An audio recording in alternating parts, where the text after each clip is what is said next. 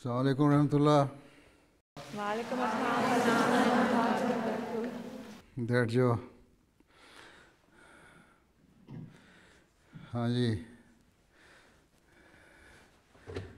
فریدہ صدف تلاوت. السلام علیکم ورحمۃ اللہ وبرکاتہ. پیارے حضور. وعلیکم السلام ورحمۃ اللہ وبرکاتہ. اعوذ باللہ من الشیطان الرجیم. بسم اللہ الرحمن الرحیم.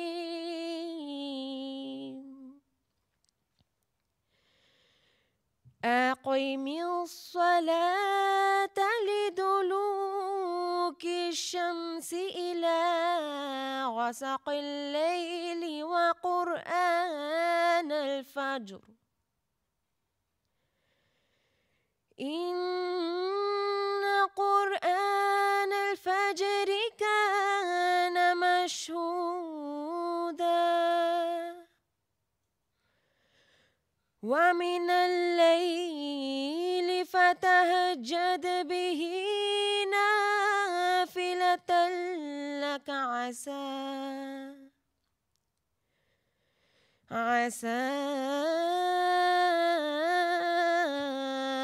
أن يبعثك ربك مقاما محمودا وقل رب ادخلني مدخل صدق وأخرجني مخرج صدق واجعل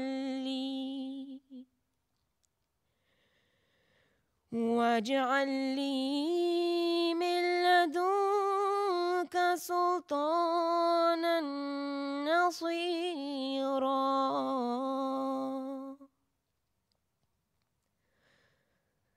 Es folgt nun die deutsche Übersetzung der soeben vorgetragenen Verse aus dem Heiligen Koran, der Sura Bani Israel, Vers 79 bis 81. Im Namen Allahs, des Gnädigen, des Barmherzigen. Verrichte das Gebet beim Neigen der Sonne bis zum Dunkel der Nacht und das Lesen des Korans bei Tagesanbruch. Wahrlich, die Lesung des Korans bei Tagesanbruch ist besonders angezeigt. Und wache auf dazu in der Nacht, ein weiteres für dich. Mag sein, dass dich dein Herr zu einem löblichen Rang erhebt. Und sprich, o mein Herr, lass meinen Eingang einen guten Eingang sein und lass meinen Ausgang einen guten Ausgang sein und gewähre mir von dir aus eine helfende Kraft. اچھا جی، تزئین العرائج اردو ترجمہ. السلام علیکم ورحمۃ اللہ وبرکاتہ. پیارے حضور. وعلیکم السلام. ابھی آپ کے سامنے سورہ بنی اسرائیل کی آیات 79 تا 81 کی تلاوت کی گئی ہے. ان آیات کا اردو ترجمہ بیان فرمودہ حضرت خلیفۃ المسیح الرابع رحمہ اللہ تعالی پیش خدمت ہے. اللہ کے نام کے ساتھ جو بے انتہا رحم کرنے والا، بن مانگے دینے والا اور بار بار رحم کرنے والا ہے. سورج کے ڈھلنے سے شروع ہو کر رات کے چھا جانے تک نماز کو قائم کر اور فجر کی تلاوت کو اہمیت دے. یقیناً فجر کو قرآن پڑھنا ایسا ہے کہ اس کی گواہی دی جاتی ہے، اور رات کے ایک حصہ میں بھی اس قرآن کے ساتھ تہجد پڑھا کر، یہ تیرے لیے نفل کے طور پر ہوگا. قریب ہے کہ تیرا رب تجھے مقام محمود پر فائز کر دے. اور تو کہہ، اے میرے رب، مجھے اس طرح داخل کر کہ میرا داخل ہونا سچائی کے ساتھ ہو، اور مجھے اس طرح نکال کہ میرا نکلنا سچائی کے ساتھ ہو، اور اپنی جناب سے میرے لیے طاقتور مددگار عطا کر. جزاک اللہ. جزاک اللہ. ہاں جی عائشہ احمد نظم. السلام علیکم پیارے حضور. تو منظوم کلام حضرت اقدس مسیح موعود علیہ الصلوۃ والسلام. اے خدا اے کار سازو عیب پوشو کردگار، اے میرے پیارے میرے محسن میرے پروردگار،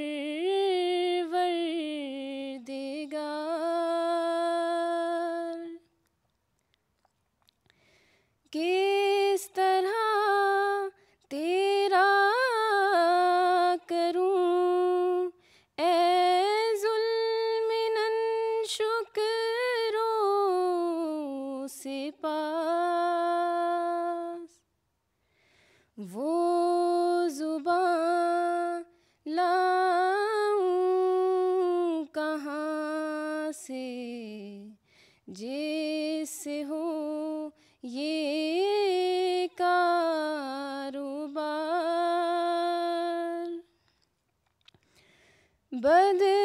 بدگمانوں سے بچایا مجھ کو خود بن کر گواہ،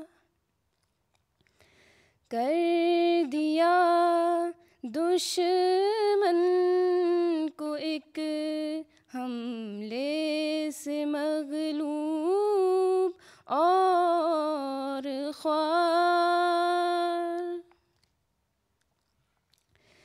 کام جو کرتے ہیں تیری راہ میں پاتے ہیں جزا،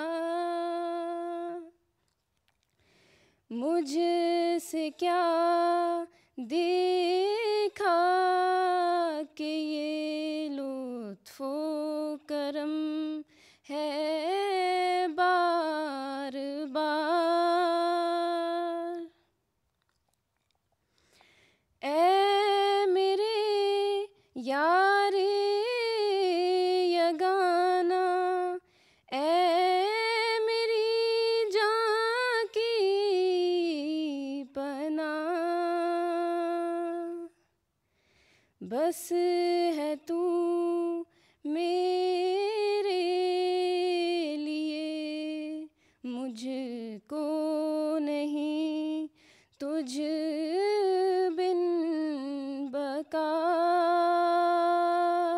جزاک اللہ. اچھا آپ کیا کہتی ہیں؟ السلام علیکم ورحمۃ اللہ وبرکاتہ. پیارے حضور آپ سے درخواست ہے کہ اسٹوڈنٹ بچیاں سوالات کر لیں. اسٹوڈنٹ آن لائن یہ امسا کی اسٹوڈنٹ ہیں ساری؟ نہیں تمام اسٹوڈنٹ ہیں ساری. امزا پہ وہ کیا کہتے ہیں رجسٹرڈ نہیں ہے لیکن ویسے اسٹوڈنٹ ہے ساری. کیا امسا کے لیے رجسٹر کرنا ہوتا ہے تو اس لیے تمام اسٹوڈنٹس نے اپنے آپ کو رجسٹر نہیں کیا تو ویسے لیکن تمام جو بچی ہیں 430 جو نہیں کیا تو امسا کا کام ہے نا ان کو بھی رجسٹر کروائے. جی پہلے تو صدر امسا کون ہے آپ؟ نہیں شازیہ ملک صاحب. اچھا تو اس کا کام ہے نا اپنے گراس روٹ لیول سے شروع کرو، ہر ریجن میں، ہر شہر میں، ہر ٹاؤن میں جو اسٹوڈنٹس ہیں جو ہائر سیکنڈری اسکول کی اور یونیورسٹی کی ان کو رجسٹر کریں. ٹھیک ہے جی انشاءاللہ. ہاں جی اچھا کیا فرماتی ہو؟ اب بیٹھ جاؤ. ہاں صدر انصوا کچھ فرمانا ہے؟ جی حضور جزاک اللہ کہ آپ نے ہمیں موقع دیا کہ ہم آپ کے ساتھ ملاقات کر سکیں. اچھا اب کیا کہتی ہو؟ وقت تو دے دیا، اب وقت کا استعمال کیا کرنا ہے؟ استعمال یہ ہے کہ سوال تیار کیے سوال کرنے ہیں تو پوچھو پھر.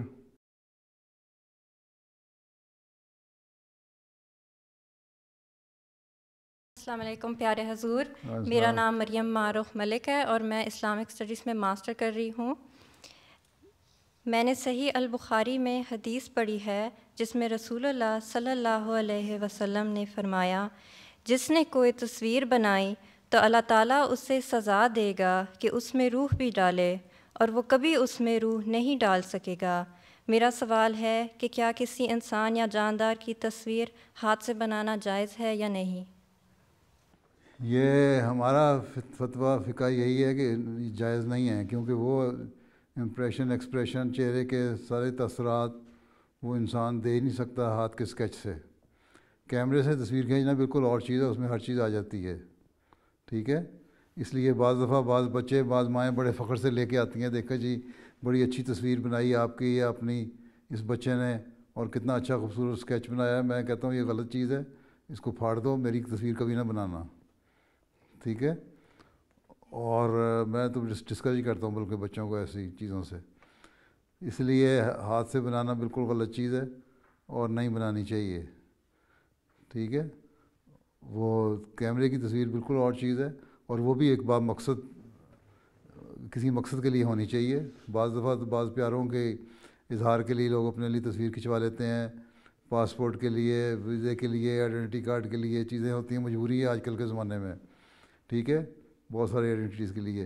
حضرت مسیح موعود علیہ السلام نے فرمایا کہ میں اپنی تصویر کھنچوائی ہے اس مقصد کے لیے کہ لوگ بعض دفعہ پہچانتے ہیں، شکل سے پہچان لیتے ہیں، دیکھ لیتے ہیں، ان میں اتنی زیادہ قیافہ شناسی ہوتی ہے، آبزرویشن ان کی ایسی اچھی ہوتی ہے کہ وہ دیکھ لیتے ہیں کہ یہ شخص نیک ہے یا کون ہے، تو اس سے پھر ان پہ نیک اثر ہوتا ہے اور تبلیغ کا رستہ کھلتا ہے۔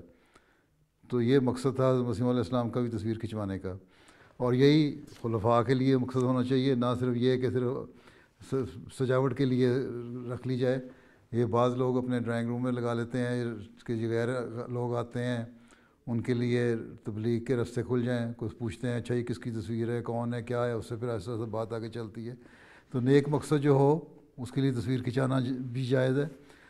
بلا وجہ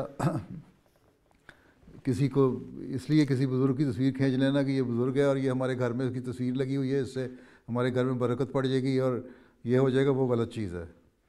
برکت ہوتی ہے عمل سے، اللہ تعالیٰ کے حکموں پہ عمل کرنے سے، اللہ تعالیٰ کی عبادت کرنے سے، اللہ کے رسول کے حکموں پر عمل کرنے سے، ٹھیک ہے، نیک اعمال بجا لانے سے، ٹھیک ہے، عبادت کا حق ادا کرنے سے، تب گھروں میں برکت پڑتی ہے۔ یہی حکم ہے حدیث میں، آگے یہ بھی آیا ہوا ہے۔ اس لیے اس برکت کو تلاش کرنے کی کوشش کرنی چاہیے۔ باقی جہاں تک یہ سوال ہے ہاتھ سے اسکیچ بنانا، یہ چیز غلط ہے، نہیں بنانا چاہیے کسی جاندار کا۔ ہاں کسی جانور کا ویسے اسکیچ بنا دیا، بنا دو، وہ تو ٹھیک ہے، لیکن انسانوں کو بہرحال نہیں بنانا چاہیے، ٹھیک ہے۔ جی جزاک اللہ حضور۔ چلو پھر جزاک اللہ۔ تو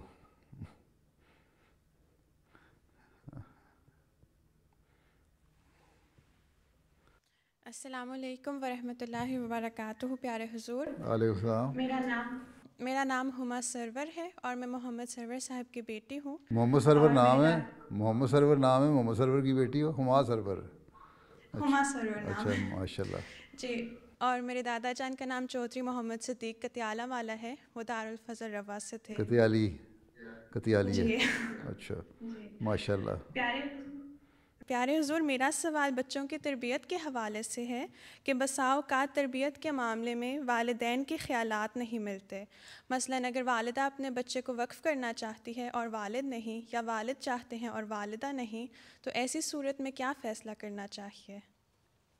بات یہ ہے کہ اگر وقف نو میں پیش کرنا ہے تو دونوں کا آپس میں ایگری ہونا ضروری ہے، ٹھیک ہے، نہیں تو پھر وہ گھر میں چخ چخ پخ پخ رہے گی اور صحیح طرح تربیت بھی نہیں ہو سکے گی بچے کی، ٹھیک ہے۔ اور پھر اگر ماں کی یہ شدید خواہش ہے کہ بچہ وقف ہو، یا باپ کی خواہش ہے کہ بچہ وقف ہو، تو پھر ان کی ایسی تربیت کریں کہ بچہ بڑا ہو کے خود وقف کرے۔ صرف وقف نو کا ٹائٹل لے کے شامل ہو جانا اور ہم کہہ دینا جی ہم وقف نو میں شامل ہیں، اور پھر یہ ہے کہ پڑھائی میں توجہ نہ دینا، جو نمازوں کی طرف توجہ نہ دینا، عبادتوں کی طرف توجہ نہ دینا، دینی علم سیکھنے کی طرف توجہ نہ دینا ہیں، باہر پھرتے رہنا، آوارہ گردی کرتے رہنا، لوگوں کی ایسے لڑکوں کو دوست بنانا یا لڑکیوں کو دوست بنانا جو اخلاق جن کے اچھے نہیں ہوتے، جن کو دین سے کوئی تعلق نہیں ہوتا، تو پھر ایسے وقف نو کا فائدہ کیا؟ ٹھیک ہے. تو اصل چیز یہ ہے کہ وقف کرنے کی اگر خواہش ہے ماں باپ کی، ایک تو یہ ہے کہ وہ دونوں کا متفق ہونا ضروری ہے، ایگری کرنا ضروری ہے، ٹھیک، تبھی صحیح تربیت ہو سکتی ہے. پھر جب وقف کر دیا تو پھر دونوں کا فرض بنتا ہے کہ اس کی تربیت بھی اس طرح کریں کہ اچھی اٹھان کریں. یہ نہیں کہ ہم نے وقف کر دیا اب جماعت کا کام ہے اس کو سنبھالے اور ان کی تربیت کرے، نہیں، بلکہ ماں باپ کا بھی کام ہے، کیونکہ اکثر وقت تو بچہ گھر میں رہتا ہے. ٹھیک ہے. تو ماں باپ بچپن سے اس کی صحیح تربیت کریں گے تو باہر آ کے جماعتیں اجلاسات میں یا جماعتی پروگرام میں وہ حصہ لے کے صحیح تربیت کرنے کی کوشش کرے گا. پھر اسکولوں میں بھی اس کی توجہ ماں باپ کی طرف رہے گی، ماں باپ کی اس کی طرف توجہ رہے گی تو پھر نگرانی بھی رہے گی. تو پہلی چیز تو یہی ہے کہ وقف کیا تو پھر تربیت کی طرف بھی پوری توجہ. اور اگر نہیں ایگری کرتے دونوں ماں باپ تو پھر جس کی خواہش ہے کہ وقف ہو میرا بچہ، اس کی پھر تربیت ایسی کریں کہ وہ بچہ ایک ایسا خوبصورت پھول بن کے نکلے ہیں، خوشبودار چیز ہو، ایک فائدہ مند چیز ہو، ایک ایسا ایسٹ ہو جماعت کے لیے جو فائدہ مند ہو. تو اس کو پھر جب بڑا ہو تو وہ کسی قابل بن کے وقف خود کرے، بچہ یا بچی. ٹھیک ہے. جزاک اللہ حضور. وعلیکم.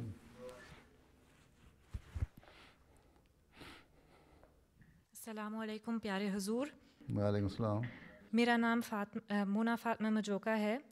پیارے حضور، بعض اوقات جاننے انجاننے میں ایک بہن جماعتی ریفرنس کو زیر استعمال میں لاتے ہوئے دوسری بہن کی دل شکنی کا موجب بنتی ہے، جس کی وجہ سے وہ بہن پھر جماعتی پروگراموں سے پیچھے ہٹ جاتی ہے.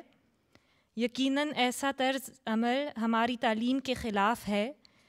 میرا سوال یہ ہے کہ ایسی صورتحال میں کیا کرنا چاہیے؟ بات یہ ہے کہ اگر اللہ تعالیٰ صلی اللہ علیہ وسلم نے فرمایا کہ انما الاعمال بالنیات، کہ اعمال کا دار و مدار نیتوں پر ہے. اگر ایک لڑکا یا لڑکی، مرد یا عورت کسی کی دل شکنی کا باعث بنتے ہیں اور ان کی نیت یہ نہیں کہ دل شکنی اس کی ہو، بلکہ وہ ایک عمومی بات کر رہے ہوتے ہیں، بعض برائیوں کا ذکر کرتے ہیں، اتفاق سے وہ برائی اس شخص میں یا اس لڑکی میں، اس لڑکے میں موجود ہے. وہ سمجھتی ہے میری اس برائی کو اجاگر کرنے کے لیے، ہائی لائٹ کرنے کے لیے، نشاندہی کرنے کے لیے میرے پہ ٹونٹ کیا گیا ہے. اور اس کی وجہ سے اگر وہ عہدیدار ہے، اس نے تقریر میں لجنہ کی صدر نے یا لجنہ کی کسی عہدیدار نے اپنی تقریر میں، اپنے اجلاس میں ایسی کوئی حدیث پڑھ دی اور اس کے اوپر ایکسپلین کر دیا، تو وہ جو ایسی لڑکیاں یا عورتیں ہیں لجنہ میں جن میں وہ برائیاں پائی جاتی ہیں، تو وہ کہیں گی دیکھو ہمارے اوپر ڈائریکٹ انہوں نے طنز کیا اس لیے ہم آئیں گے نہیں. تو یہ چیز غلط ہے. کہنے والے کی نیت یہ نہیں تھی. اگر کہنے والے کی نیت بد ہو تو اللہ تعالیٰ اس کے بعد جو ہے اس کی بد نیت کا اس کو سزا دیتا ہے یا پکڑے گا، جو بھی اللہ تعالیٰ کا طریق ہوگا، یا معاف کرے گا جو بھی ہے. لیکن جس نے سنا ہے اس کو بدظنی نہیں کرنی چاہیے. یہ بھی بدظنی، اور بدظنی سب سے بڑا گناہ ہے. یہ کیوں دل میں خیال آیا کہ اس نے صرف میرے لیے کہا ہے؟ ہاں، اگر پوائنٹ آؤٹ کر کے نام لے کے اور پکی بات ثابت ہو جائے کہ ہاں اسی کو کہا ہے، تب بھی انسان کو چاہیے، انسان غلطیوں کا پتلا ہے، کہ ہاں اگر میرے میں یہ غلطی ہے تو میں اس کو دور کرنے کی کوشش کروں. اگر میرے بارے میں ڈائریکٹلی بھی کہا گیا ہے اور میرے میں اگر یہ غلطی ہے تو میں اس کو دور کروں، نہ کہ دین سے ہٹ جاؤں. دین کو سمجھا یا جانا، یا ایک احمدی نے احمدیت قبول کی یا احمدیت پر قائم ہے یا اسلام پہ قائم ہے، تو وہ اس عہدیدار کی وجہ سے یا عورت کی وجہ سے یا مرد کی وجہ سے نہیں قائم. دین ہے دل کا معاملہ. اللہ تعالیٰ نے فرمایا تمہارا دین جو ہے وہ تمہارے دل کا معاملہ ہے. تو اپنے اور دین کو دنیا پہ مقدم رکھنا چاہیے. یہ بھی ہم عہد کرتے ہیں، یہی ہمیں حضرت مسیح علیہ السلام نے سکھایا آ کے. تو اگر ہمارے دل کا معاملہ ہے دین کو دنیا پہ مقدم رکھنا ہے، تو پھر ان دنیاوی باتوں کو سن کے یا کسی اجلاس میں کسی عہدیدار کو سن کے، اگر وہ دنیا دار بھی ہے، وہی عہدیدار یا کہنے والا خود جس بات کو کہہ رہا ہے وہ برائی اس میں بھی موجود ہے، تو تب بھی اس کا گناہ اس کے سر ہے. لیکن اگر سننے والا اس کی وجہ سے دین کو چھوڑتا ہے یا جماعت سے پیچھے ہٹتا ہے یا اجلاسوں سے دور ہٹ جاتا ہے تو وہ ایک خود بھی گناہ گار بن جاتا ہے. جو کہنے والا وہ تو گناہ گار بنا ہی، لیکن سننے والا دین سے ہٹ کے اپنے آپ کو بھی گناہ گار بنا لیتا ہے. اس لیے وسعت حوصلہ ہونی چاہیے، سننے کا حوصلہ ہونا چاہیے. اس لیے کہتے ہیں کہ اپنے دلوں کو وسیع کرو، وسعت پیدا کرو. خود اپنے انسان اپنا جائزہ لے، اپنے نفس کا انسان خود جائزہ لے. اگر انسان ایک صحیح مومن ہے، صحیح مومنہ ہے، ایمان مضبوط ہے، تو وہ ہر وقت اپنے نفس کا خود جائزہ لیتا رہتا ہے. کیا میرے اندر کون کون سی برائیاں ہیں، کیا یہ برائی میرے اندر ہے، کیا یہ برائی میرے اندر ہے، اگر ہے تو میں نے اس کو دور کرنا ہے اور کس طرح دور کرنا ہے. اور اگر کوئی مجھے توجہ دلا دے تو میں نے اس کو دور کرنے کی کوشش کرنی ہے. اور اگر کوئی نام لے کے کسی کی مجلس میں برائی کرتا ہے تو وہ مناسب نہیں ہے. اس عہدیدار کو اس سے جو بڑا عہدیدار ہے اس کے ذریعے سے توجہ دلوانی چاہیے کہ اس نے اس طرح کی حرکت کی ہے. کسی کو مجلس میں ڈسگریس کرنا، بے عزت کرنا جائز نہیں ہے، نام لے کے کرنا. لیکن ایک جنرل بات غلطیوں کی طرف نشاندہی کر دینا، اس میں کوئی حرج نہیں ہے. اسی سے برائیاں دور ہوتی ہیں. اب میں اپنے خطبات میں بہت ساری باتیں کہتا ہوں تو جو پوری جماعت میں مجھے پتہ ہے کہ یہ برائیاں پائی جاتی ہیں، تبھی میں ان کو ایک جنرل صورت میں بیان کر دیتا ہوں. تو کیا ساری جماعت ناراض ہو کے جماعت چھوڑ دے گی اب؟ ہیں؟ نہیں نہ چھوڑے گی. نہیں حضور، نہیں. سوائے اس کے کہ میں کسی کا نام لوں، اور جب میں نام لوں گا تو وہ اس شخص پھر اس شخص کو اس سے پہلے اس کی سزا بھی مل چکی ہوگی. ٹھیک ہے. اسی طرح عہدیدارات ہیں، ان کو ایک تو یہ ہے کہ نام نہیں لینا چاہیے، اور اگر نام لیے بغیر ایک جنرل برائی دیکھ کے اپنے ماحول کو صاف کرنے کے لیے وہ بات کرتی ہیں تو سننے والے کو وسعت حوصلہ دکھاتے ہوئے اپنی اصلاح کرنی چاہیے. لیکن سب سے اہم بات یہ بھی ہے کہ جو کہنے والا ہے وہ خود اپنے نفس کو بھی دیکھے، کیا اس کا نفس ان برائیوں سے پاک ہے، کیا اس میں یہ برائی نہیں ہے. کیونکہ اللہ تعالیٰ نے یہی فرمایا ہے کہ وہ ایسی بات نہ کہو جو تم خود کرتے نہیں، کیونکہ اللہ تعالیٰ کے نزدیک یہ بہت بڑا گناہ ہے کہ جو تم خود نہیں کہتے دوسروں کو کہو. ٹھیک. تو دونوں طرف کا اصول دیکھنا پڑے گا. کہنے والا بھی نیک نیتی سے بات کرے اور اپنے نفس کا جائزہ لے کے بات کرے اور اصلاح کی خاطر بات کرے، نہ کہ کسی کو تکلیف پہنچانے کے لیے. اور سننے والا وسعت حوصلہ سے کام لے، اور اگر اس میں برائی ہے تو اصلاح کی کوشش کرے، اور اگر اس برائی کا خیال بھی کبھی آیا تو تب بھی اصلاح کی کوشش کرے، اور اگر نہیں ہے تو ہمیشہ یہ عہد کرے پھر کہ میں ایسی برائیوں سے بچوں گی. ٹھیک ہے نا؟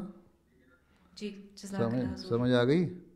اس لیے پریشان نہ ہونا عہدیداروں کی باتیں سے. کیا جاؤ.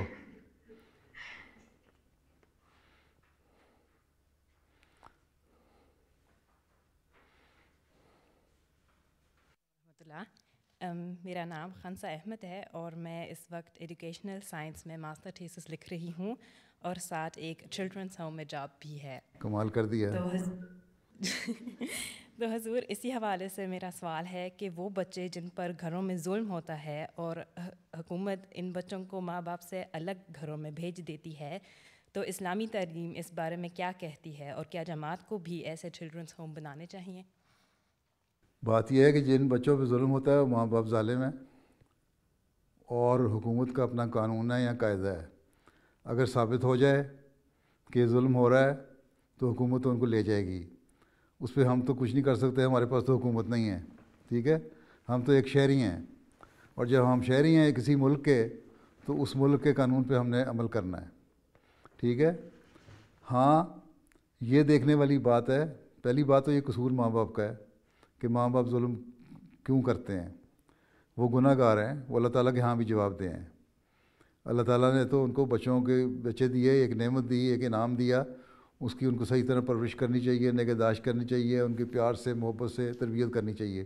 اور میں اپنے خطبات میں تقریروں میں کئی جگہ ایسی باتیں کہہ چکا ہوں. ٹھیک ہے. اگر آپ لوگ سنیں تو پتہ لگے کہ بچوں کی تربیت کس طرح کرنی ہے، وہ میں کئی دفعہ اس بارے میں بیان کر چکا ہوں. کہ پھر بچوں سے دوستی کریں, ان سے دوستانہ تعلقات رکھیں, ان کی باتوں کو برداشت کریں, ان کے سوالوں کے جواب دیں اور ان پہ کسی بھی قسم کا ظلم نہ کریں, کیونکہ بچے بگڑ جائیں گے اس ماحول میں, آج کل کے ماحول میں جب کہ آزادی کا بہت زیادہ نعرہ لگایا جاتا ہے. بچوں کو بھی غلط طریقے سے اسکولوں میں اور ماحول میں آزادی کی طرف توجہ دلائی جاتی ہے, جو بعض تو جائز آزادی کے حق ہیں, بعض ناجائز بھی ہیں. اس لیے ایسے ماحول میں تو پھر ماں باپ کو بہت پھونک کے قدم اٹھانا چاہیے. اور جو بچے ماں باپ پہ ظلم کرتے ہیں, ماں باپ بچوں پہ ظلم کرتے ہیں, ان کو اگر جماعت کے بس میں ہو تو سزا بھی ضرور دے. اگر میرے بس میں ہو نا, میں تو سزا بھی دوں. میں تو کافی ڈانٹ ٹپڑ تو کرتا رہتا ہوں ایسے ماں باپ کو جب کہ کیس میرے پاس آتے ہیں. باقی رہ گئی حکومت لے جاتی ہے, سوشل سروس والے لے جاتے ہیں, سوشل سینٹر میں رکھ لیتے ہیں. وہاں بھی ماں باپ کو پہلے یہی سوچنا چاہیے کہ جب یہ لے جائیں گے حکومت تو پھر ان کو اس سے کوئی پرواہ نہیں کہ آپ مسلمان ہیں کہ احمدی مسلمان ہیں یا دوسرے مسلمان ہیں یا عیسائی ہیں یا یہودی ہیں یا ہندو ہیں, کیا ہے. انہوں نے تو وہاں رکھنا ہے سینٹر میں اور اپنی تعلیم دینی ہے. اور یہ تعلیم یہ دینی ہے کہ آج کل اس بات پہ زیادہ زور ہے خدا ہے ہی کوئی نہیں, مذہب کوئی چیز نہیں ہے, تم آزاد ہو جو تم مرضی کرو. وہ اتنا ان کے دماغوں میں ڈالا جاتا ہے کہ بچے جب سوشل سینٹر سے باہر نکلتے ہیں, اگر زیادہ لمبا عرصہ رہیں تو وہ ایتھیسٹ بنے ہوتے ہیں, خدا پہ یقین ہی نہیں ہوتا ان کو. ٹھیک ہے, تو یہ تو پہلے ماں باپ کے سوچنے والی بات ہے کہ ایک طرف تو ان ملکوں میں آئے کہ ہمارے بچے پڑھ لکھ جائیں, ہم ترقی کر جائیں, ہماری مذہبی آزادی ہمیں مل جائے اور کچھ اچھے شہری بن کے قوم کا ایک فعال حصہ, کارآمد حصہ بن جائیں. دوسری طرف ان کی تربیت کرنے میں بالکل بے احتیاطی سے کام لے رہے ہیں. تو یہ چیز, اور پھر جب ماں باپ کو دیکھتے ہیں کہ یہ سوشل سروس والے لے گئے اور وہ اپنی مرضی سے بچوں کو ڈھال رہے ہیں, پھر شور مچاتے ہیں, او جی یہ کر دیا سوشل سروس والوں نے, وہ کر دیا. سوشل سروس والوں کا قصور نہیں, ماں باپ کا قصور ہے. یہ انہوں نے تو اپنے مطابق جو قانون ہے, قاعدہ ہے ان کا ملک کا, اس کے مطابق کرنا ہے, وہ کر رہے ہیں. اور دوسرا یہ کہ ان کو بچے ان کے تو نہیں ہیں, کہنے کو تو وہ اس درد میں لے کے گئے کہ ماں باپ نے بچوں کو ظلم کیا, لیکن تربیت کے لحاظ سے ان میں وہ درد نہیں ہے جو ماں باپ میں ہو سکتا ہے اپنے بچے کے لیے. ماں اور کو اپنے بچے کے لیے جو درد ہے دل میں, یا باپ کو بھی اگر ہے, سوائے اللہ ماشاء اللہ کہ بالکل کوئی بدبخت باپ ہو تو اس کو, یا ماں ایسی ہو, عموماً ان کے دل میں بچوں کے لیے زیادہ درد ہوتا ہے. بعض دفعہ وہ تربیت کے رنگ میں بھی بچے کے اوپر زیادہ سختی کر دیتے ہیں, اور بچہ ماحول کی وجہ سے سمجھتا ہے کہ میرے پہ سختی ہوئی اور مجھ پہ ظلم ہوا, اور وہ اپنے اسکول میں اسٹوڈنٹ سے ذکر کر دیتا ہے یا ٹیچر سے ذکر کر دیتا ہے. پھر ٹیچر یا اسٹوڈنٹ سوشل سروس والوں کو انوالو کر لیتے ہیں, سوشل سروس والے اس کو آبزرو کرتے ہیں کچھ دیر, اور اگر بچہ کہے کہ ہاں میرے پہ بھی ظلم ہو رہا ہے تو پھر اس کو لے بھی جاتے ہیں. بعض نفسیاتی طور پہ ایسے بچے ہوتے ہیں جو نفسیاتی طور پہ بیمار ہوتے ہیں یا پوری طرح سمجھ بوجھ نہیں رکھتے, اور آج کل ان کا تو ماحول ہی یہی ہے کہ خاص طور پہ مسلمانوں کے بچوں کو تو جتنی جلدی ان کے ماحول سے نکال کے, اسلامی ماحول سے نکال کے, دینی ماحول سے نکال کے دنیاوی ماحول میں ڈالا جائے اتنا بہتر ہے, کہ یہی آج کل کی ترقی کی نشانی بتائی جاتی ہے. یہی کیسے کہنا ہو کہ قوم ترقی کر رہی ہے, سمجھتے ہیں کہ قوم ترقی اسی طرح کرے گی کہ مذہب سے دور لے جاؤ. تو جماعتی موقف تو یہی ہے کہ ماں باپ اپنی اصلاح کریں, نہیں تو سوشل سروس والے لے جائیں گے, اور پھر جو وہ ظلم کریں گے دین سے دور ہٹانے کا, اس ظلم کے ذمہ دار ماں باپ ہوں گے اور قصوروار ہوں گے اور گناہ گار ہوں گے. ٹھیک ہے. اور اس کے لیے یہ ہے کہ بچوں کے لیے, آپ کا سوال یہ ہے کہ بچوں کے لیے چلڈرنز ہوم کھولنا چاہیے, جہاں گنجائش ہو جماعت کو وہاں ضرور کرنا چاہیے. ٹھیک ہے. اب آپ جرمنی میں آپ نے بنائی ہے النصرت تنظیم, وہ پتہ نہیں کہاں تک کام کرتی ہے. اس کا ایک کام یہ بھی ہونا چاہیے کہ بچوں کے کیئر ہوم کھولے, چلڈرن ہوم کھولے, اور وہاں ایسے بچوں کو رکھیں تاکہ وہاں دینی ماحول بھی رہے, تربیت بھی رہے, اور ایک درد کے ساتھ ان کی دینی تربیت بھی کی جائے, دنیاوی تربیت بھی کی جائے, ان کا خیال بھی رکھا جائے, اور پھر جب ماں باپ کی اصلاح ہو جائے تو ان کے سپرد کر دیے جائے. اگر یہ گورنمنٹ سے منظور شدہ ہوں گے تو پھر کر سکتے ہیں, نہیں تو گورنمنٹ کے جو اپنے ادارے ہیں وہ لے جائیں گے. تو یہ ملکی قانون کیا ہے یہ تو مجھے زیادہ نہیں پتہ آپ کے ملک میں کیا قانون ہے, لیکن اگر کھل سکتے ہیں, کھولنے کی گنجائش ہو پرائیویٹلی تو ضرور کھولنا چاہیے جماعت کو بھی. ٹھیک ہے انشاءاللہ. ٹھیک ہے, چلو.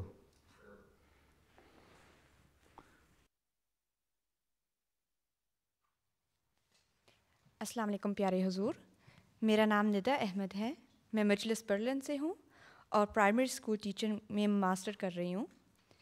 میرا سوال یہ ہے کہ اکثر انسان کسی صورتحال کو لے کر بہت زیادہ سوچ بچار میں پڑ جاتا ہے اور بہت نمازیں پڑھنے اور ذکر الہی کرنے کے باوجود اس کے دل میں بار بار ایک خیال یا خواہش ہوتی ہے. مثلاً ایک اچھے جیون ساتھی کے لیے دعا کرتے وقت اگر انسان کے دل میں کچھ خواہشات بار بار آتی ہیں تو ایسے میں انسان کو کیسے پتہ چلتا ہے کہ اس کی کوئی خواہش یا خیال اللہ تعالیٰ ہی کی طرف سے اس کے دل میں ڈالا گیا ہے؟ بات یہ ہے کہ حضرت صلی اللہ علیہ وسلم نے ہمیں ایک بڑا موٹا اصول بتا دیا اسی اسپیسیفک کیس کو لے کے, پرٹیکولر کیس کو لے کے جو آپ بیان کر رہی ہیں, جیون ساتھی کی بات ہے, کہ جو کہ ہمیں کہہ دیا کہ جب انسان تلاش کرتا ہے تو اس کی 3-4 وجوہات ہوتی ہیں. یا کسی اچھے خاندان کی لڑکی اور یا لڑکے کو دیکھا جاتا ہے, یا دولت مند فیملی کو لڑکی یا لڑکے کو دیکھا جاتا ہے, پیسے والی, یا مرد اگر دیکھ رہا ہے تو خوبصورت لڑکی کو دیکھتا ہے, عورت بھی اگر دیکھتی ہے تو کسی اچھے سمارٹ لڑکے کو دیکھنے کی کوشش کرتی ہے. یہی آج کل کے ماحول میں دیکھا جاتا ہے نا. ٹھیک ہے, یہ 3 باتیں ہیں. لیکن حضرت رسول نے فرمایا کہ یہ 3 باتیں تو دنیا داری والی باتیں ہیں. تم نے جو دیکھنا ہے وہ دیکھنا ہے کہ دین, مرد جب اپنا رشتہ تلاش کرے تو دین دیکھے, اور لڑکی کو بھی مرد کا دین دیکھنا چاہیے. اس لیے میں لڑکوں کو بھی کہتا ہوں کہ یہ حکم صرف عورتوں کے لیے نہیں ہے, لڑکیوں کے لیے نہیں ہے کہ وہ دیندار ہوں اور مرد اپنا رشتہ تلاش کرتے ہوئے, لڑکے اپنا رشتہ تلاش کرتے ہوئے دیندار لڑکی دیکھیں, بلکہ لڑکوں کو خود بھی دیندار ہونا پڑے گا. اگر لڑکا دیندار نہیں تو اس کو دیندار لڑکی کہاں سے ملے گی, اور اس کی توجہ کس طرح ہوگی دیندار لڑکی کی طرف. اس لیے اس ایک فکرے میں ہی حضرت صلی اللہ علیہ وسلم نے لڑکے اور لڑکی دونوں کی اصلاح فرما دی کہ لڑکا بھی دیندار ہو اور لڑکی بھی دیندار ہو. ٹھیک ہے.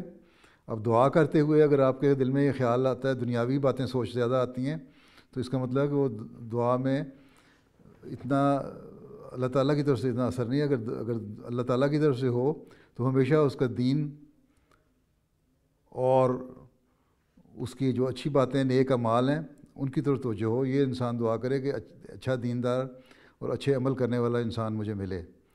اور میرے نصیب, اس لیے کہتے ہیں ہم کہ جب اپنے لیے دعا کرو رشتے کے لیے تو نیک نصیب ہونے کی دعا کرو. ایسا خامد کے لیے دعا کرو جو دیندار بھی ہو, جس کے اعمال بھی اچھے ہوں, جو پڑھا لکھا بھی ہو, جو تمہارے کیئرنگ بھی ہو, دیکھنے والا ہو, پیار محبت کا سلوک کرنے والا ہو اپنی بیوی سے, اعتماد قائم کرنے والا ہو. یہ نہ دھوکہ دے دے, ایک اپنی شادی ایک اپنی طرف سے یہاں کر لی, اس کے بعد معاملے آ جاتے ہیں کہ پتہ لگتا ہے کہ یہ کہیں اور بھی دوستیاں چل رہی تھیں. تو ایسے لڑکوں سے پناہ مانگنی چاہیے. اس لیے یہ دعا کرنی چاہیے انسان کو. دعائیں بھی نیک ہوں, دعاؤں کا بھی طریقہ ہے, نیک دعا کرو. یہ صرف یہ نہ دیکھو کہ فلاں لڑکا بڑا خوبصورت ہے, بڑا سمارٹ ہے, بڑے اس کے پیسے ہیں تو وہ مجھے مل جائے, بلکہ یہ دعا کرو کہ اللہ تعالیٰ میرا نصیب نیک کرے. اور جب نصیب نیک ہوگا تو اس میں ساری نیکیاں شامل ہو جائیں گی. ٹھیک ہے, جواب پورا ہو جاتا ہے کہ نہیں؟ جی انشاءاللہ. تسلی ہو گئی؟ جی جزاک اللہ. چلو پھر اب اس طرح دعا کیا کرو. شادی ہو گئی ہے ہونی ہے؟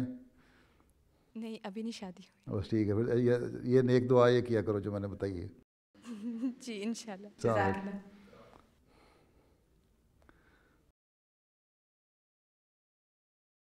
السلام علیکم ورحمۃ اللہ. پیارے حضور, وعلیکم السلام. میرا نام یاسمین کھوکر ہے اور میں پرائمری اسکول کی ٹیچر بن رہی ہوں. میرا ایک مضمون اسلامیات بھی ہے. یونیورسٹی میں اس مضمون کے سارے پروفیسرز غیر احمدی مسلمان ہیں جو یہ سکھاتے ہیں کہ ٹیچرز کو بچوں کو اسلامیات نیوٹرل طریقے سے پڑھانی چاہیے, کیونکہ وہ کہتے ہیں کہ اسلام ایک جیسا نہیں ہے. تو مثلاً یہ تو پڑھا سکتے ہیں کہ دن میں 5 نمازیں ہیں، مگر نماز کس طریق پر صحیح ادا کرنی ہے اس کے بارے میں جو بچے جیسے بھی کہیں وہ ایکسیپٹ کرنا چاہیے۔ میرا سوال یہ ہے کہ اس صورتحال میں مجھے بطور ٹیچر کیا کرنا چاہیے، خاص طور پر اگر احمدی اور غیر احمدی بچوں کو اکٹھا پڑھانا ہو؟ بات یہ ہے کہ اللہ تعالیٰ نے حکم دیا، ارکان اسلام ہے، ارکان ایمان ہے، ٹھیک ہے، یہ پڑھانے نا بنیادی چیزیں یہی ہے نا اسلام کی۔ ہم اللہ تعالیٰ پر ایمان لاتے ہیں، اس کے فرشتوں پر ایمان لاتے ہیں، رسولوں پر ایمان لاتے ہیں، ان کی کتابوں پر ایمان لاتے ہیں، جو ہمارے نزدیک حضرت صلی اللہ علیہ وسلم آخری نبی ہیں، قرآن کریم آخری کتاب ہے۔ اب جو احکام قرآن کریم نے دیے اس پہ اوپر عمل کرنا ہے۔ ہاں، قرآن کریم کی بعض مفسرین نے تفسیر کر دی مختلف طریقوں سے۔ اب اس کے لیے شیعہ ہیں یا سنی ہیں،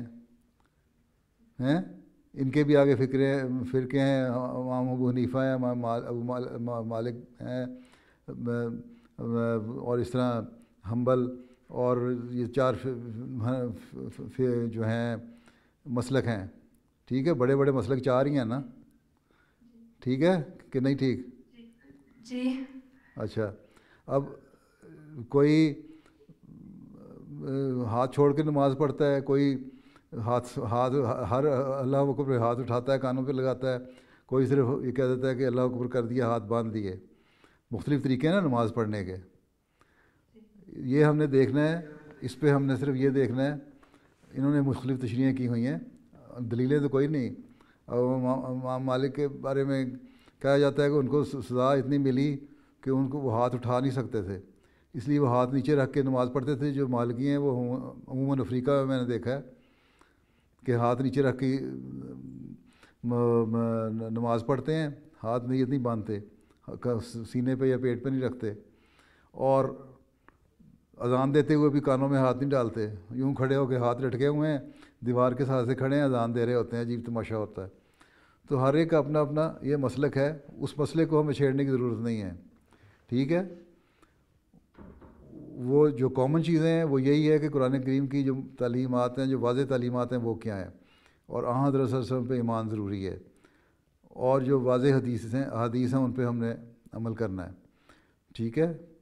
اور اس میں عموماً بہت ساری باتیں جو ہیں وہ کامن ہیں، ان کامن پہ چلو، باقی جھگڑوں پہ مسلک پہ پڑھنے کی ضرورت نہیں۔ ہاں، کہیں ڈیبیٹ شروع ہو جائے، مسالک کو بیان کرنے کی ضرورت ہو، کون سا مسلک ٹھیک ہے، کون سا صحیح نہیں۔ حضرت مسیح علیہ السلام نے فرمایا کہ جو امام ابو حنیفہ کا ہے مسلک وہ قریب ترین ہے اللہ تعالیٰ کے دین کے، اس لیے اس پہ زیادہ یقین رکھتے ہیں۔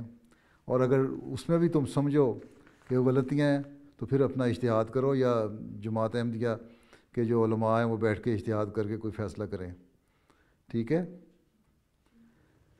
تو اس لیے اگر آپ کا یہ سوال ہے کہ ہم نے بچوں کو پڑھاتے ہوئے کیا پڑھانا ہے، تو آپ نے صرف نماز کا طریقہ بتانا ہے کہ 5 نمازیں ہیں دن کی، اس سے پہلے باجماعت نماز کو مردوں کے لیے فرض ہے، اور 5 نمازوں میں یہ مختلف فرقوں کے یہ طریقے ہیں۔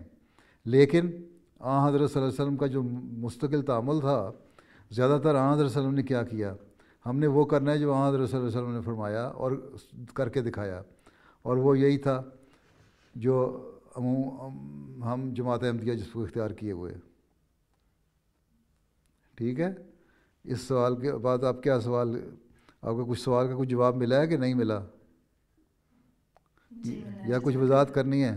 کوئی اور تو نہیں وضاحت چاہیے؟ اگر کوئی اور سوال اٹھا ہے تو پوچھ لو، ابھی پوچھ لو۔ اچھا جی، جزاک اللہ۔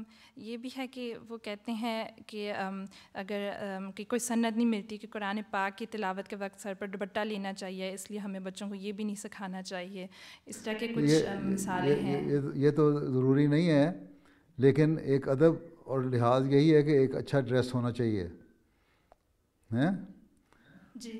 ویسے تو انسان سارا دن صحابیات کام بھی کرتی تھیں اپنے گھروں میں، اور آیتیں بھی تلاوت کرتی رہتی تھیں، لیکن ان کے بعض عربوں کے یہ بھی طریقے ہیں کہ سر پہ ایک اسکارف کی طرح کی چیز باندھ لیتی ہیں، دوپٹہ باندھ کے سر پہ تو پیچھے رکھ لیتی تھیں، وہ ہر وقت ویسے ہی سر ڈھکے رہتے تھے، ان کا رواج تھا۔ ہاں ہر ایک ملک کی اپنی اپنی روایات بھی ہیں بعض، تو اگر ڈھانک لو سر تو اچھی بات ہے، یہ ادب اور لحاظ ہے. اور ایک آدمی کسی کام کے لیے جاتا ہے جب ہیں تو اس کے لیے پراپرلی جب ڈریس اپ ہو کے جاتا ہے تو اس کو زیادہ مزہ بھی آ رہا ہوتا ہے اور وہ سمجھتا ہے کہ میں اس فنکشن کا ایک حصہ ہوں. ٹھیک ہے. اب شادی بیاہ پہ جاتے ہیں تو بڑے گوٹے ٹپے والے جوڑے پہن کے جاتی ہیں، پھر میک اپ بھی کر لیتی ہیں. ٹھیک ہے.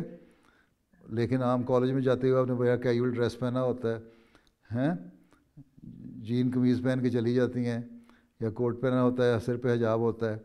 وہاں جا کے آپ کا ہوتا ہے کہ اور ڈریس ہو. تو اگر اپنے دنیاوی فنکشن کے لیے آپ ڈریس کرتی ہیں تو جب اللہ تعالیٰ کے کلام پڑھنا ہے اور اللہ تعالیٰ کے حضور حاضر ہونا ہے تو وہاں کیوں نہیں پراپرلی ڈریس کیا جائے؟ نماز پڑھتے ہوئے سر کو ڈھانکنا، سینے کو ڈھانکنا یا اپنے بازوؤں کو کور کرنا، یہ حدیثوں میں ثابت ہوتا ہے.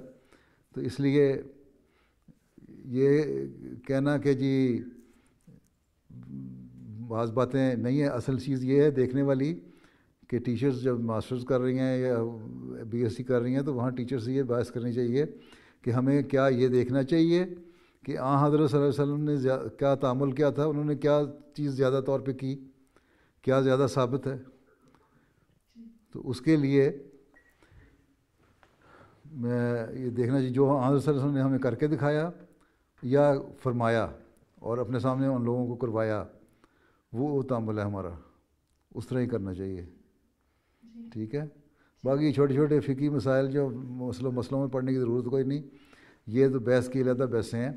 ہاں یہ بتا دیں ایک اسکول یہ نظریہ یہ ہے، ایک نظریہ یہ ہے، ایک نظریہ یہ ہے، لیکن بنیاد ایک ہے کہ اللہ ایک ہے، رسول خاتم النبیین صلی اللہ علیہ وسلم ہے اور قرآن آخری کتاب ہے. ٹھیک ہے. اور اس کے بعد باقی جزیات اور تفسیریں ہیں، اس کی تفصیلیں ہیں، وہ کیا ہیں؟ وہ بعض علماء نے اپنے اپنے مسالک کے مطابق بیان کی ہیں، اپنی اپنی سمجھ کے مطابق، اور جس کو جس طرح سمجھ آئی اس نے اس کو سمجھ لیا. ٹھیک ہے. لیکن اصل چیز یہی ہے کہ ایک خدا واحد پہ یقین اور ایمان لانا. چلو.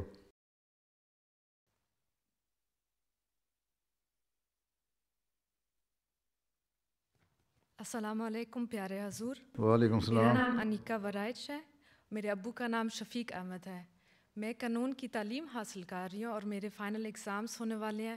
پیارے حضور دعا کی درخواست ہے. اچھا، اللہ تعالیٰ فضل کرے. میرا سوال یہ ہے کہ اپنی تعلیم مکمل کرنے کے بعد لاء کے ساتھ میں جماعت کی بہترین خدمت کیسے کر سکتی ہوں؟ کیسے کر سکتی ہوں؟ تو لاء پڑھنے سے پہلے نہیں سوچا تھا میں نے کیا کرنا ہے؟ سوچا تھا حضور. پھر کیا کسی لاء صرف جنرل لاء پڑھنا ہے کہ کسی چیز میں فیلڈ میں دلچسپی ہے، اسپیشلائز کرنا ہے؟ پیارے حضور میں جج بننا چاہتی ہوں، پہلی جج بننا چاہتی ہوں. بڑی اونچی سوچ ہے ماشاء اللہ. ہیں تو بات یہ ہے کہ اسپیشلائز کرنا ہے کسی فیلڈ میں یا صرف عام قانونی بندان بننا ہے؟ تو وہ اس کے جج بننے کے لیے لاء کرنے کے بعد کوئی امتحان دینا پڑتا ہے جی، یا کچھ عرصہ پریکٹس کرنی پڑتی ہے؟ پہلے فرسٹ ایگزام ہوتا ہے، اس کے بعد پریکٹس ہوتی ہے، اور پھر سیکنڈ ایگزامس کے بعد جب اچھے مارکس آئیں تو پھر جج بن سکتے ہیں. اچھا، تو پریکٹس میں ضروری ہے کہ کسی فلاں فیلڈ میں ہی پریکٹس کرنی ہے یا کسی بھی فیلڈ میں پریکٹس کر سکتے ہیں؟ سول لاء ہے، کسی بھی فیلڈ میں ویسے پریکٹس سول لاء میں ہیومن رائٹس وغیرہ بھی آ جاتے ہیں؟ وہ علیحدہ ہے. گورنمنٹ کی لاء میں زیادہ تر آتے ہیں. اچھا، تو وہ اگر جماعت کی خدمت کرنی ہے تو ہیومن رائٹس کے اوپر زیادہ زور دے، فوکس کرے ہیں. تو یہی ہے کہ پھر وہ امتحان بھی ساتھ دیتی رہو. جب جج بن جاؤ تو پھر فیصلے ہوں گے ہیومن رائٹس کے انصاف کے طور پہ فیصلے کرنا پھر. جی ضرور. ٹھیک ہے جی، جزاک اللہ حضور. چلو پھر. السلام علیکم پیارے حضور. میرا نام اریبا چودھری ہے. میرا سوال یہ ہے کہ ان مغربی ممالک میں جب کسی یتیم بچے کو اڈاپٹ کیا جاتا ہے تو اس بچے کو تمام حقوق دیے جاتے ہیں، جیسے خاندان کا نام اس کے نام سے جوڑا جاتا ہے اور وراثت کی حق بھی ملتے ہیں۔ اسلام میں ایسے بچے کے کیا حقوق ہیں؟ اسلام یہ کہتا ہے کہ جو بچہ ہے اس کے ماں باپ کی طرف ہی منسوب ہوگا، ٹھیک ہے؟ اس بچے کو اس کے ماں باپ کی طرف منسوب کرو۔ ہاں اگر اس کو تم نے کچھ حق دینا چاہتے ہو تو اس کے نام کچھ جائیداد میں ہبہ کر سکتے ہو تاکہ اس کو، لیکن وراثت میں حقدار نہیں وہ بنتا، ٹھیک ہے؟ وراثت کا حق کوئی نہیں، ہاں ہبہ کر سکتے ہیں اپنی جائیداد تاکہ اس کو نقصان نہ ہو، اور ہبہ بھی اتنا جتنی مرضی کر سکے، کرنا چاہے کر سکتا ہے انسان، لیکن اگر انصاف کرنا ہے اور اس ضرور انصاف چاہتا ہے اور یہ بھی دیکھتا ہے کہ میرے بچوں سے ظلم نہ ہو، جو اصل بچے ہیں ان سے بھی ظلم نہ ہو، تو پھر اتنا حصہ نکال کے جتنا بچوں کو بنتا ہے اس کے نام ہبہ کر دے اپنی زندگی میں۔ انسان مرنے کے بعد اس بچے کا کوئی حق نہیں رہے گا، پھر اگر انسان مر جاتا ہے پھر وہ اڈاپٹ کیا وہ بچے کا پھر اس طرح حق نہیں رہے گا جب تک کہ اس کو پہلے زندگی میں ہبہ نہ کر گیا ہو، ٹھیک ہے؟ اس کے نام نہ کروا دی ہو کوئی جائیداد۔ اور اگر کسی کی کوئی اولاد نہیں ہے تو پھر وہ ہبہ کر سکتا ہے ایک حد تک یا جتنا بھی چاہے، ٹھیک ہے؟ جی لیکن وراثت میں حقدار نہیں بنتا، ٹھیک ہے نا؟ وارث نہیں بن سکتا۔ جزاک اللہ۔ السلام علیکم پیارے حضور۔ وعلیکم السلام۔ میرا نام رکشندہ غفار ہے۔ میرا سوال یہ ہے کہ جماعت میں ایک میڈیسن مشہور ہے جس کے بارے میں کہا جاتا ہے اگر ایک پریگننٹ وومن وہ میڈیسن کھائے تو پیدا ہونے والا بچہ لڑکا ہوتا ہے۔ سم پیپل سے کہ یہ فرسٹ خلیفہ رضی اللہ عنہ یا فورتھ خلیفہ رحمۃ اللہ علیہ کا نسخہ ہے، جبکہ سائنس کے مطابق پریگننسی کے شروع میں ہی بچہ کا جنڈر ڈیسائیڈ ہو جاتا ہے، اور سائنس یہ بھی کہتی ہے کہ یہ مرد پہ ہوتا ہے کہ بچے کا جنڈر کیا ہوگا۔ پیارے حضور پلیز رہنمائی فرمائے۔ بات یہ ہے، یہ کہانی بنائی ہوئی ہے جس نے بنائی ہے، دوائی ایک دوائی ہے، حکیموں کے پاس بھی دوائی ہے، حکمت کی دوائی ہے، بہت پرانی دوائی ہے، جو پرانا طب ہے، حکومت جو کیا کرتے تھے وہ بھی نرینہ اولاد کے لیے دوائیاں دیا کرتے تھے، ٹھیک ہے؟ اور طبیب دیا کرتے تھے، خلیفہ مسیح اول بڑے حکیم تھے، ان کے بھی نسخے ہیں یہ نرینہ اولاد کے لیے۔ لیکن وہ بات وہی ہے کہ اولاد جب کنسیو کر لیتا ہے انسان عورت، اس سے پہلے وہ دوائی کھانی ہوتی ہے، ٹھیک ہے؟ وہ بات آپ کی ٹھیک ہے، جب بچہ بن گیا، جینڈر جو اس کا وہ جو پیٹ میں بچہ بن گیا، فیٹس بن گیا، اس کے بعد اس نے کیا بننا ہے یہ تو اللہ تعالیٰ نے اس کو بنا دیا، وہاں تو چینجز نہیں ہو جائیں گے کہ ایک لڑکا پیدا ہونے والا ہے تو 10ویں ہفتے عورت کو پتہ لگے کہ پریگننٹ ہوئی، چوتھے ہفتے پتہ لگے اور وہ دوائی کھائے تو وہ لڑکا جو ہے وہ لڑکی بن جائے گا، یہ نہیں ہوتا، یہ سائنس کے خلاف ہے اور اصولوں کے خلاف ہے، قانون قدرت کے بھی خلاف ہے، اللہ تعالیٰ کے قانون کے خلاف ہے، ٹھیک ہے؟ یہ نہیں ہو سکتا۔ تو جس نے بنائی ہے کہانی بنائی ہوئی ہے، کوئی ایسی دوائی نہیں روا میں، ہاں حکیموں کی دوائیاں ہیں اور وہ پہلے کھانی ہوتی ہیں نرینہ اولاد کے لیے، اور وہ سائنس میں بھی اس کو پروو کرتی ہے کہ بعض قسم کے ہارمونز ہیں یا دوائیاں ہیں جس کو اگر آپ کھائیں تو آپ کے تقریباً 70% یا 60% چانسز ایسے ہوتے ہیں کہ اس کا جینڈر جو ہے جو بدل میں، اگر لڑکا کی خواہش ہے تو لڑکا پیدا ہو جائے، تو یہ تو ہو سکتا ہے۔ لیکن یہ کہنا کہ جب بچہ عورت کو پریگننٹ ہو جائے اور اس وقت بچہ پیدا ہونے والا ہو، اس وقت جب مرضی کھاؤ دوائی، وہ ایک دم ایک انقلاب پیدا ہو جائے گا اور لڑکی لڑکا بن جائے گی، یہ کوئی نہیں ہوتا، یہ بکواس ہے سب، ہیں فضول باتیں ہیں، نہ قانون قدرت اس کو مانتا ہے نہ، اور سائنس قانون قدرت کیا ہے؟ اللہ تعالیٰ کا قانون وہی ہے، سائنس قانون قدرت پہ ہی چلتی ہے، اللہ تعالیٰ کے قانون کو ہی ایکسپلین کرتی ہے سائنس کوئی نئی چیز نہیں ہے۔ اس لیے حضرت مسیح علیہ السلام نے فرمایا تھا کہ سائنس جو ہے وہ عمل ہے اللہ تعالیٰ کے قانونوں کا. اس لیے ہم یہ نہیں کہتے کہ سائنس کوئی بڑی چیز ہے، سائنس نے کوئی نئی بات بتا دی ہمیں. سائنس نے ان باتوں کو ایکسپلین کر دیا، کھول کے ہمارے سامنے رکھ دیا، جو اللہ تعالیٰ نے اپنے قانون میں قدرت میں رکھے ہوئے تھے، جو نیچر میں تھے، جو چھپی ہوئی چیزیں تھیں.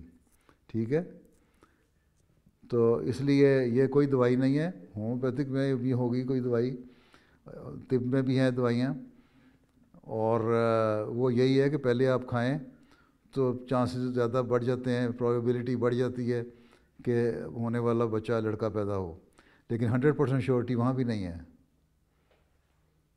ٹھیک ہے جی، جزاک اللہ. ہاں، پتہ نہیں کون سے سائنسدان کے پاس بیٹھ کے آ جاتی ہیں آپ. چلو جاؤ. یہ میرا خیال ہے آخری سوال ہوگا، اس کے بعد اور نہیں ہوگا. السلام علیکم پیارے حضور، میرا نام کافیہ طاہر رانا ہے. جرمنی میں مسلمان نوجوان ہیں جن کے لیے مختلف ادارے NGOs کام کرتی ہیں، نوجوان کو ورکشاپس اور علمی سرگرمیاں فراہم کرتی ہیں. ہم اگر چاہیں تو ان کے ساتھ مل کر کام کر سکتے ہیں اور پروگرام تیار کر سکتے ہیں. اس طرح ہم احمدیت کا پیغام بھی پھیلا سکتے ہیں. پیارے حضور کی اس بارے میں ہم احمدی خواتین کو کیا ہدایت ہے؟ ٹھیک ہے، اپنا ورکشاپس ہوتی ہیں، علمی سرگرمیاں ہوتی ہیں، ان میں مل کے کام کرنا بڑی اچھی بات ہے. کر سکتی ہو تو کرو، لیکن ایک بات کا خیال رکھیں، لڑکیاں، احمدی لڑکیاں بھی، عورتیں بھی، کہ اپنے تقدس کا خیال رکھنا ہے. اپنا ان کا ڈریس کوڈ جو ہے وہ ٹھیک طرح ہونا چاہیے، پورا اچھا لباس، حیادار لباس پہنا ہو اور حجاب پہنا ہو. اس کے ساتھ مل کے ان کے ساتھ کام کرو تو کوئی حرج نہیں ہے. لیکن اگر وہ کہیں کہ اسپورٹس کٹیں پہن کے اسی طرح نکل جاؤ باہر بغیر حجاب کے، بغیر دوپٹے کے، اور ہم اس بعض سرگرمیاں ہیں کہہ رہی ہیں لوگوں کو اٹریکٹ کرنے کے لیے کر رہے ہیں یا واکس کر رہے ہیں ان کے حق میں، بعض سپورٹ کرنے کے لیے، تو وہ غلط ہے. ورکشاپس منعقد ہوتی ہیں، ان میں آپ مدد کر. کس قسم کی ورکشاپس ہوتی ہیں؟ علمی باتیں مہیا کرنے کے لیے. جی، علمی باتیں. اور کیسی؟ مطلب اکثر وہ، ہاں کیسی؟ وہ اکثر ایسے سوشل ادارے ہوتے ہیں جو اسلام کی خلاف جو مخالفت ہوتی ہے اس کو کم کرنے کے لیے. اور کیا کرتے ہیں؟ جو اسلام کی مخالفت ہوتی ہے اس کو کم کرنے کے لیے. ہاں ہاں، تو ٹھیک ہے، ان کا ساتھ دے سکتے ہو، ان کا ساتھ دے سکتے ہو، لیکن اپنا ایک اپنا جو روایت اور تقدس ہے اور حیا ہے اور لباس ہے اور حجاب ہے، اس کو سامنے رکھتے ہوئے. جی، کوئی حرج نہیں، ان کے ساتھ مل کے کام کر سکتے ہیں آپ. ٹھیک ہے جی، جزاک اللہ. کیوں آپ کو یہاں روکا کسی نے؟ نہیں، ویسے جنرل سوال تھا حضور. اس کے آج کل بہت زیادہ سوشل، نہیں، میرا ایک جنرل سوال تھا. اس کے آج کل بہت زیادہ سوشل ادارے بن رہے ہیں اور آرگنائزیشنس NGOs جو اس فیلڈ میں کام کرتی ہیں، تو اس لیے میرا یہ سوال. ٹھیک ہے، ایسی فیلڈ میں تو پھر لجنہ کو خود بھی آرگنائز کر لینا چاہیے نا، ان کے ساتھ کس طرح تعاون کرے گی. جی انشاءاللہ. تو لجنہ اپنے طور پہ بھی کر سکتی ہے. ٹھیک ہے جی. کسی نے کہا تو نہیں آپ کو بڑی پیڑی گل ہے؟ نہیں، ابھی تک تو نہیں حضور. اچھا، ٹھیک ہے، ٹھیک ہے. لجنہ خود بھی ان سے اداروں سے کم کر سکتی تعارف. اور اگر آپ لوگوں کے علم میں آتا ہے کوئی ایسے ادارے ہیں جو تعاون کرنے والے ہیں، جو اسلام کی حق میں بولنے والے ہیں، یا بعض ورکشاپس کرتے ہیں یا سیمینار کرتے ہیں، ان میں لوگوں کو بلاتے ہیں تاکہ اویئرنیس پیدا ہو لوگوں میں حقیقی اسلام کے بارے میں یا دین کے بارے میں، یا ویسے ہی ایک سوشل گیدرنگ ہو جو جہاں دونوں ہر مذہب کے لوگ اور لا مذہب اکٹھے ہو کے بات کر سکیں، تو اس میں جانے میں کوئی حرج نہیں ہے، ان ورکشاپ میں ان کی مدد کرنے میں. لیکن اگر لجنہ بھی بیچ میں شامل ہو جائے آفیشیلی طور پہ تو زیادہ اچھا ہو جائے گا. جی انشاءاللہ حضور، جزاک اللہ. ٹھیک ہے، اچھا چلو پھر وقت تو ختم ہو گیا آپ لوگوں کا. 1-1.5 منٹ رہ گیا. ہمسا صدر صاحبہ کیا فرماتی ہو؟ جی جزاکم اللہ حضور. اچھا، کیا پڑھ رہی ہو؟ میں PhD کر رہی ہوں. ہاں، PhD کر رہی ہوں. PhD جغرافیہ میں. جی PhD ماشاء اللہ. کس چیز میں؟ جغرافیہ میں حضور. جغرافیہ میں؟ جی. اچھا, ساری دنیا کا جغرافیہ پڑھ رہی ہے؟ نہیں حضور, میں اسلام میں مطلب عورت جو حجاب والی اس کے بارے میں کہ وہ کس طرح. تو کیا ٹاپک کیا ہے؟ تھیسس صرف لکھنا ہے یا کورس ورک بھی ہے؟ نہیں, میں تھیسس لکھ رہی ہوں حضور. تھیسس لکھنا ہے جی. کورس ورک کوئی نہیں, ریسرچ ہے صرف؟ ریسرچ. جی. تو ٹاپک کیا ہے؟ ٹاپک ہے جو مسلمان عورت حجاب کے ساتھ ہے اس کو یہاں جرمنی میں جس طرح عورت جو ہے حجاب والی عورت ہے اس کو یہاں جس طرح ڈفرینٹ اسپیسز میں وہ کس طرح اس کو محسوس ہوتا ہے. نہیں تو اس کا جغرافیہ سے کیا تعلق, جغرافی میں کر رہی ہے؟ جی, اسپیس جو ہے اسپیس کے بارے میں جو ہے وہ جغرافیہ کے ساتھ اس کا اٹیچمنٹ, اسپیس جو ہے اس کا اٹیچمنٹ ہے جغرافیہ کے ساتھ.